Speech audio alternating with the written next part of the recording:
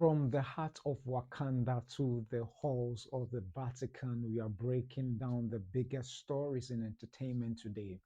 Ryan Coogler has made a major announcement about the future of the Black Panther franchise.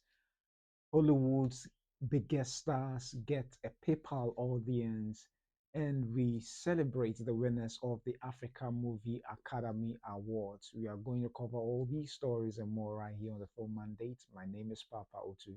Stay tuned.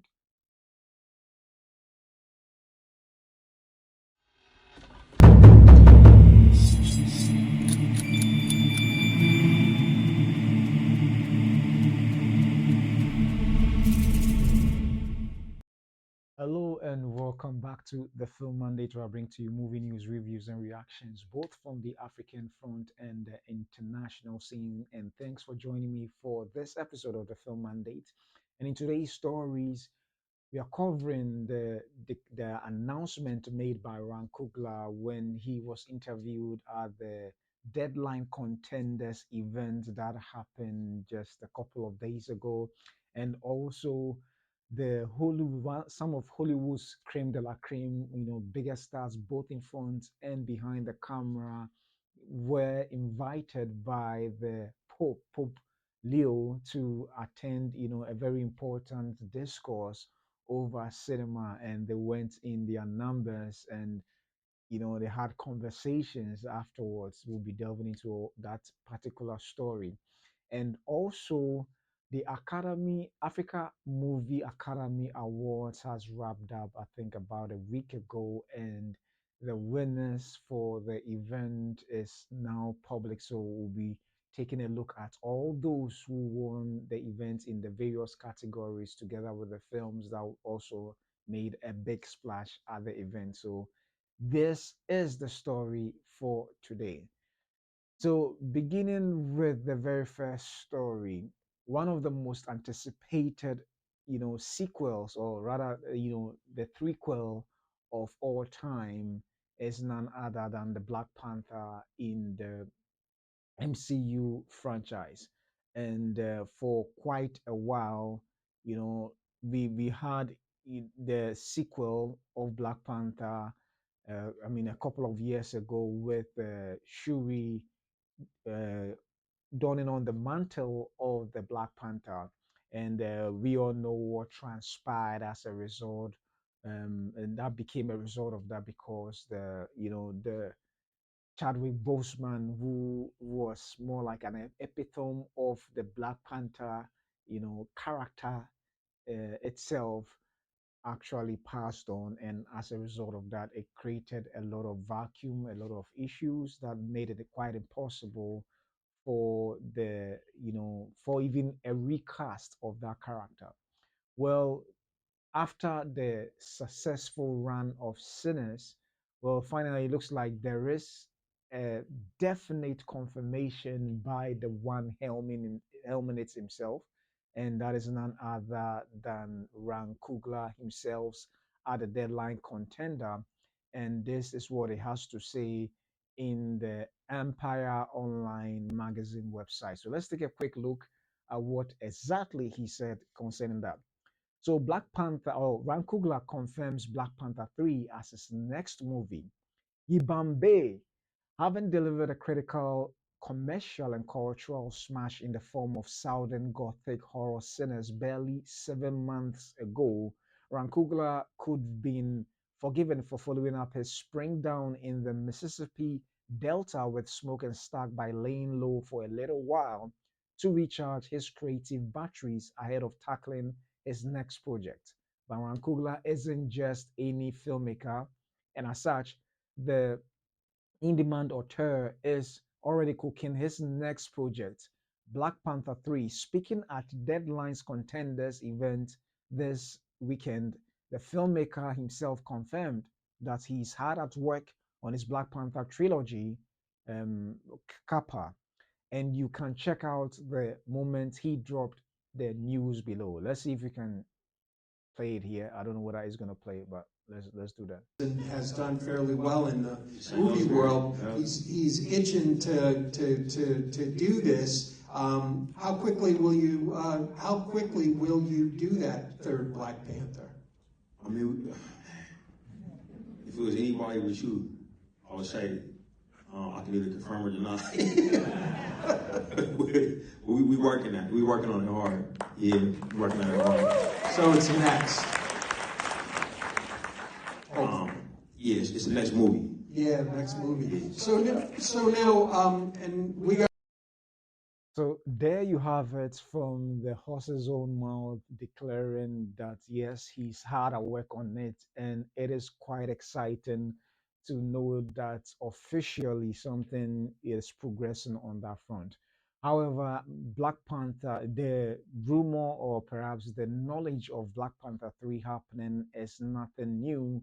I think last year, somewhere in November, there's Washington himself made it slip that he indeed is, I mean, getting a role in the Black Panther franchise, and for that reason, it got a lot of people talking as to what role exactly is Ryan Coogler writing for him. So we've had, we've already been in the know for quite some time, perhaps I think a year now, considering, I mean, Denzel Washington let it hit slip during an interview on the Gladiator 2 when he was promoting it. So indeed, it's not a surprise to us to see that Black Panther 3 is actually in the works. As a matter of fact, due to how it ended, most of us, I mean, were anticipating for Black Panther 3 to be made,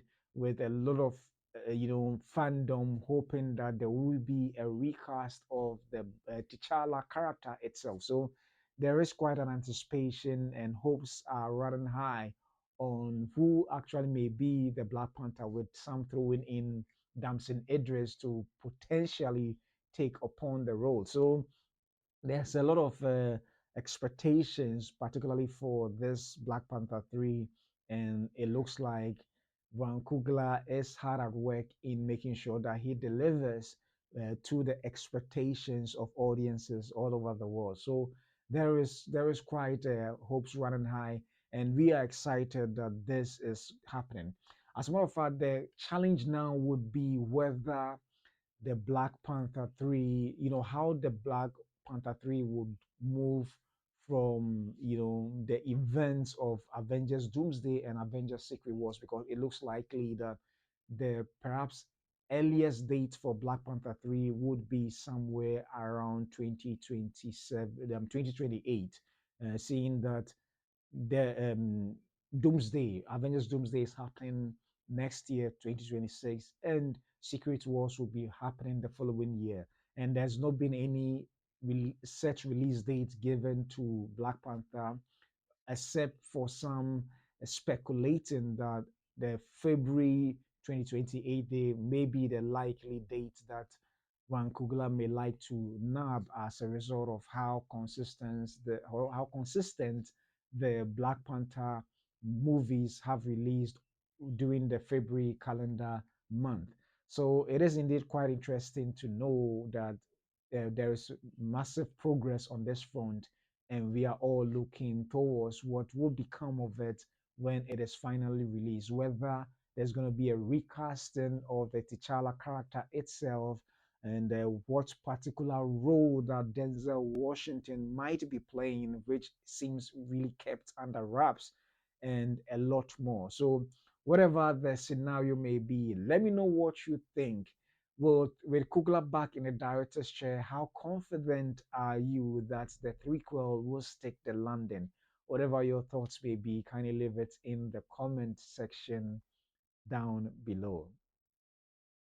So we move on to our next story, and our next story has to do with faith and film, and that is quite an interesting um, development to get to see when the highest office in terms of the, in the area of faith, the papacy from the Vatican has invited a creme de la creme of Hollywood stars who actually also heeded to the call and that is quite exciting to see, particularly for those of us in the arena of the film industry, and also have one way or the other, um, our footing in the faith area or arena.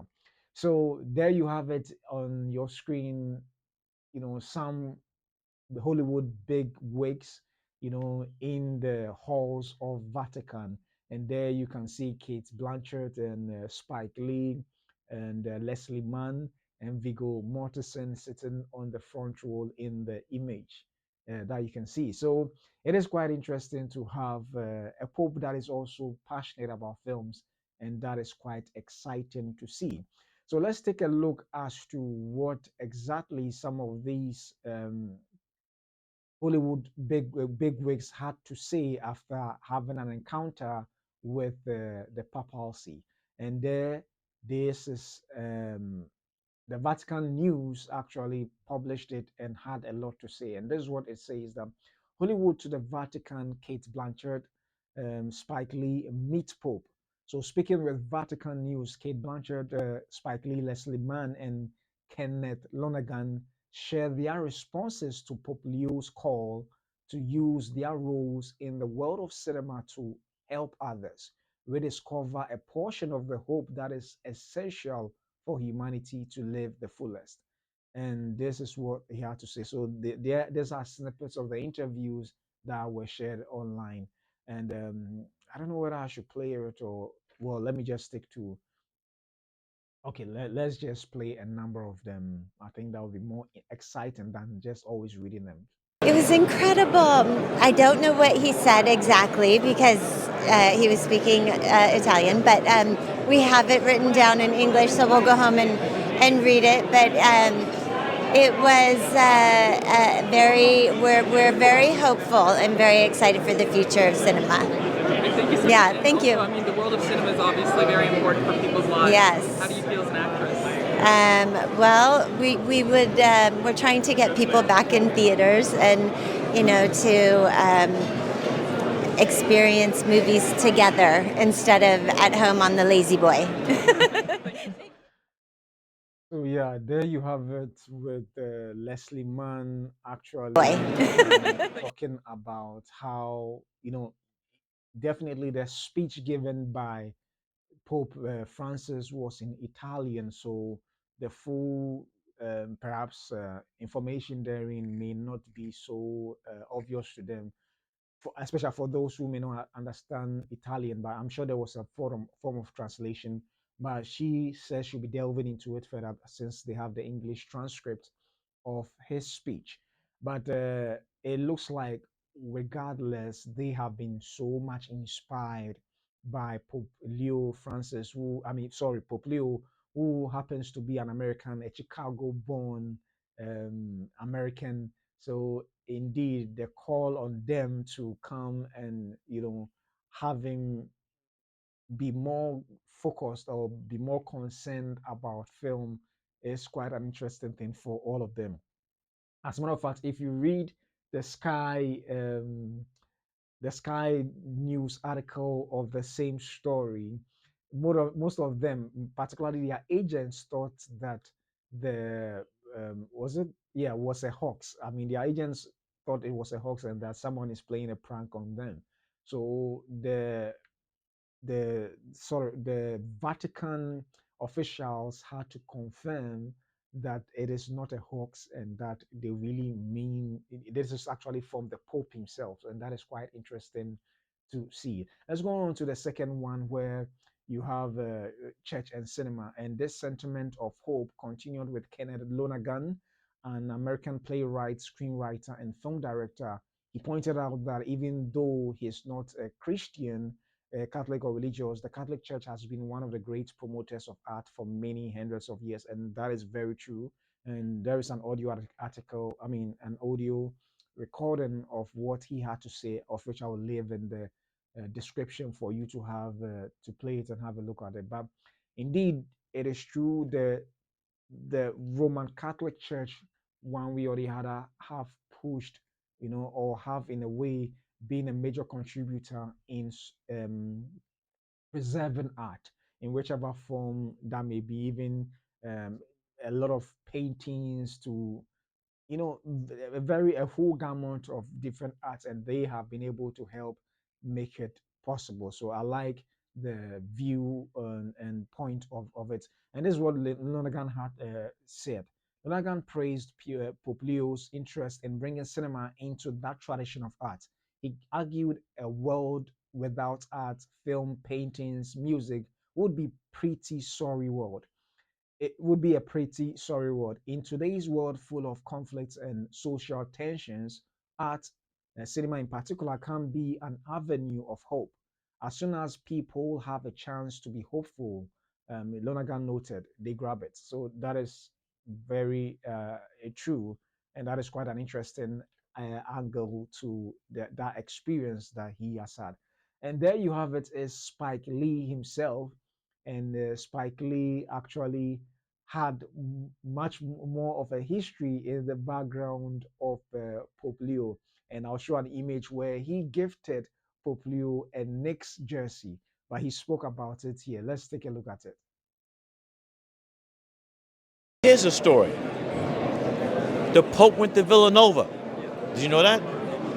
And the Knicks had 3 players from Villanova. So it was Brand Jordan, City Edition, New York Knicks jersey. He's a 14th Pope, so at number 14 on it, and Pope Leo in the back. So there's a connection. Villanova, he went there, and we got three great players on the Knicks. Now went to Villanova, and this is our year.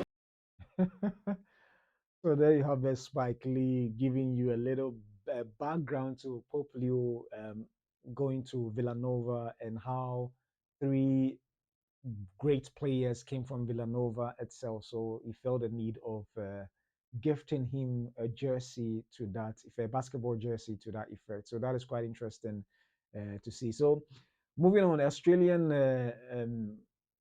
film actor and producer Cate Blanchett also had opportunity to gift the Pope uh, a, a, a, a bracelet, a blue bracelet, as she is, or she happens to be, an ambassador for UNHCR. That is the refugee, the UN agency in charge of making sure that the marginalized, that is the refugee who are displaced, are protected and have a safe place to dwell. So she brought this bracelet, and actually she wears it in solidarity with people who are displaced. And there's also an audio file with regards to that. But let me just read briefly what he had to say. So earlier this year, Blanchett launched the Displacement Film Fund as a UNHCR Goodwill Ambassador. The initiative is dedicated to championing and funding the work of displaced filmmakers, or filmmakers with a proven track record in creating authentic storytelling on the experience of displaced people. So there's a lot in there, and I'm sure you hear it all when you finally watch it. But this is what exactly she had to say. Let me just pick briefly from the first paragraph. It says that it is of tremendous importance that His Holiness is opening up this space for dialogue and pointing out how important it is to create space for stories of those who often get unheard and people who do not have so much opportunity, like the displaced filmmakers Carlo Chichstret. Oh, sorry. So this I think a colleague of hers as well. So, and she also goes on to stress on this. So this what she argued reveals this she argued reveals shared values between displaced film fund and the Vatican, as they promote basic human rights and the dignity of each person. And that is beautiful. That is really wonderful.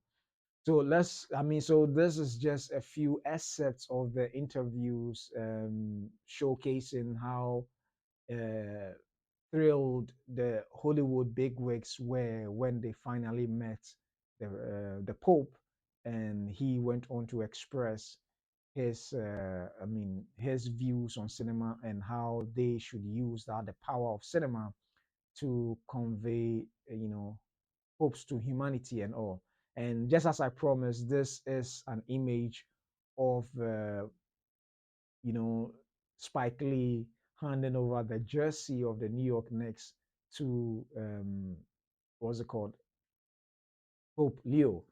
And briefly, let me just read something he did say. That is, the Pope himself did say at this event concerning the power of cinema. And this is what he had to say. He said, when cinema is authentic, it does not merely console, but challenges. And this is what the Pope had to say. He went on to also say that it articulates the questions that dwell within us and sometimes even provokes tears that we didn't know we needed to shed.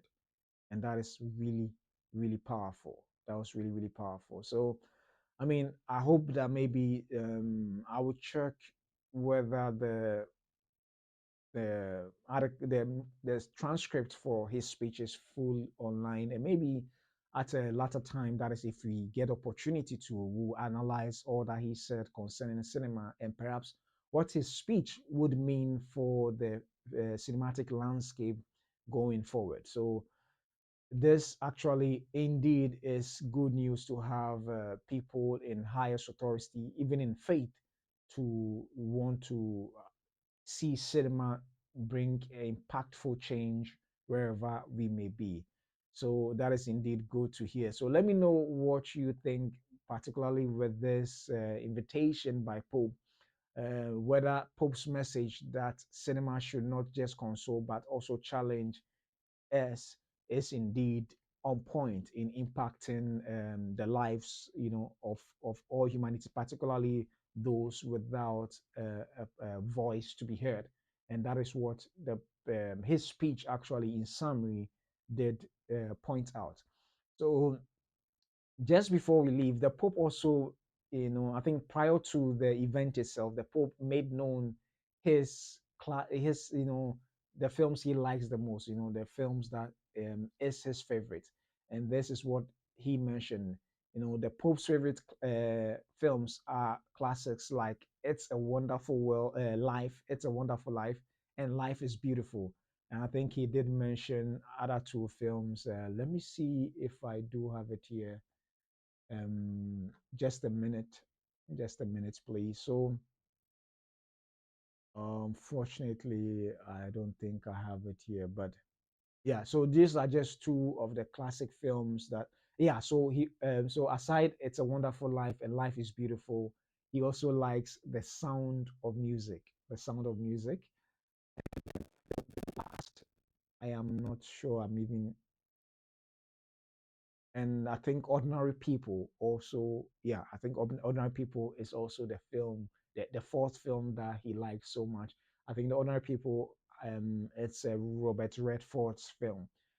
So there you have it. The Pope also being passionate about films, and calling on the Hollywood community is indeed a great thing to see. So whatever your thoughts may be, kindly leave it in the comment section below. Now, moving on, it, about a week ago, the AMA, that is the Africa Movie Academy Awards, which happens to be, let's say, Africa's Oscars, was organized, and a number of filmmakers and films came out victorious. And I thought this would be a nice opportunity to, bring to the knowledge of everyone what or who actually triumphed when finally this event was organized. And it is such a great event in the calendar of filmmaking on the continent of Africa. And that is indeed a great opportunity to witness excellence of filmmaking being celebrated on the continent. So, with that, let's quickly check out the films that came out victorious, the films and filmmakers that came out victorious on that day. Unfortunately, it's not published on the official website of AMA, but Google has the info on those who became victorious that night. So, starting with the Best Actress in Leading Role for the Africa Movie Academy Awards, we have Florence Mariserena. Florence Mariserena. I hope I'm pronouncing the name right. Let's go with in the column way first. The Three Cold Dishes came out as the best Nigerian film. Latif Adedi Meji also won the leading role for, I mean, the best actor in a leading role. We have Tina Imba, which is the actress in a supporting role. The Heart is a Muscle is won the Best Film Award, and Danny Kuyate came out as the Best Director. And in an actor in a supporting role is none other than my own brother from Ghana. Well, not my blood brother, but a Ghanaian brother is Clemento Suarez, winning for the actor in supporting role. Congratulations to him wherever he is. And also for the best short film, we have The Missing Piece. Moving on, we also go on to The Journey East, which won for Best Director. Katanga, The Dance of the Scorpions, won for Best Screenplay. We also have Katanga, The Dance of the Scorpions, winning for Best Costume Design. For Love, for Land, for Power, won for Best Visual Effects. We also move on to Three Cold Dishes, winning for Best Production Design, and The Heart is a Muscle, winning again for Best Cinematography. Dawn won for Best Animation, and Ruby Akubweze won for Best Young Actor. Katanga, The Dance of the Scorpions, won again for Film in African Language, and we have Rediscovering Fanon winning for Best Diaspora Documentary. We have Romeo and Juliet Forever winning for Best Diaspora Feature, and Old Righteous Blues winning for Best Soundtrack. Also, we have Algiers Best Achievement in Sound, winning for Best Achievement in Sound, and Lisabi The Uprising also winning for the Sabi Uprising winning for Best Makeup. The Heart is a Muscle wins again for Best Editing, and Imran Hamdullah Best First Film by a Director. And last but not the least, we have The Ancestral Visions of the Future, which is a film by an African abroad. And that is indeed quite exciting to see. So it looks like The Heart is a Muscle, if I'm not mistaken, is the one that won the most, together with Katanga, the Dance of Scorpion. So congratulations to all the winners this year's AMA Film Awards for all the various films that they won, and also those who were nominated. Congratulations to them as well, because it was out of the lots of films that were presented that the excellent ones were picked. And it is indeed exciting to see Africa, particularly Nollywood, celebrating African film excellence on this scale, and we appreciate them all for leading the charge on this front. So congratulations once again to all the winners wherever they may be, and congratulations to Clemento Suarez for nabbing the best supporting role, lead actor in the best supporting role. Congratulations to him as well. So there you have it. Highlights, or a list of all those who won for this year's Africa Movie Academy Awards. Let me know what you think with regards to all those who won, whether they deserve it or they don't deserve it, and whether you've watched any of the films that they are in. It will be very much appreciated if you share a comment or two in the comment section below. And there you have it. The major stories for today's episode have been wrapped up. However, today being the first, today being the Monday from a film weekend, obviously a film weekend because cinemas kept showing at the cinemas wherever you may be. I'd like to bring to your notice the top 10 films that made it big or made a splash at the box office. So starting with the domestic box office from you know the North American territory, which happens to be the biggest film cinema in the world. We go to the box office mojo, and this are the top 10 films that made it big on this, North American box office front. So we have Now You See Me, Now You Don't, releasing for the very first time, making $21.3 million. And number two, we have The Running Man making $17 million. And number three, dropping from number one, we have Predator Badlands making 13 million. And the total domestic is 66,304,860. And number four, dropping from number two, is Regretting You, making $4 million, and the total domestic of 44,959,335.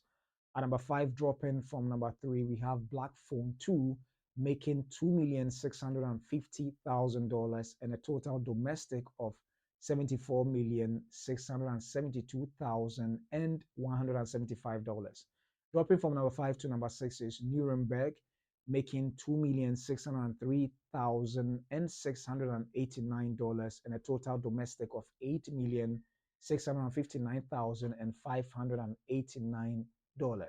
And number seven, releasing for the very first time in the cinemas, is Keeper, making $2.5 million.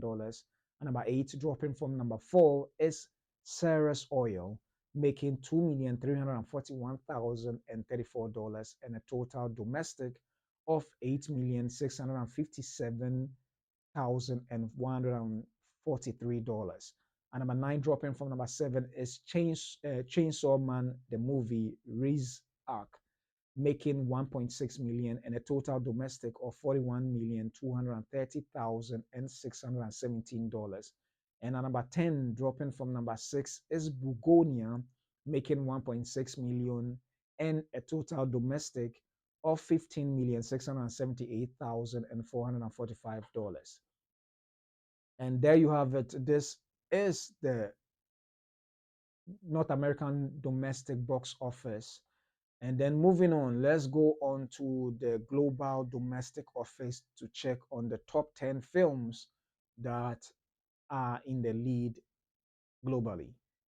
So starting as usual, Neza 2 still occupies the first position with $1,902,337,333. At number two, Lilo and Stitch is has a 1,037,933,218 dollars as the its total box office gross. At number three, a Minecraft movie is still having an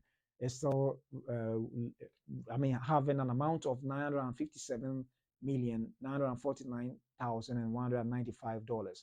Number four, we have Jurassic World Rebirth with $868,823,474. Number five, we have Demon Slayer Kimetsu no Yaiba, the movie Infinity Castle with $729,986,032. Number six, we have How to Train Your Dragon with $636,200,831. And number seven, F1 the movie has $631,327,111 as its total, gross revenue from the box office. At number eight, we have Superman with $616,684,465. And number nine, we have Mission Impossible: The Final Reckoning with $598,767,057. And last but not the least, at number nine, we have Mission Impossible: The Final Reckoning with $598,767,057. And last but not the least, in the top 10, we have the Fantastic Four First Steps making $521,858,728. So there you have it, the total, the top 10 highest grossing movies of 2025 globally. And all too soon, we have come to an end of this episode of the Film Mandate. And thanks for joining me for this episode. I hope you enjoyed it. And whatever your thoughts may be, kindly leave it in the comment section. And don't forget to subscribe, like, and share this video for more views or viewers who like film to join this very channel of of movie news. And so far, I'll come your way again also tomorrow with exciting news on the, on the cinematic front, both from the African front and the international scene. My name is Papa Otu, and this has been the Film Mandate. I will see you soon.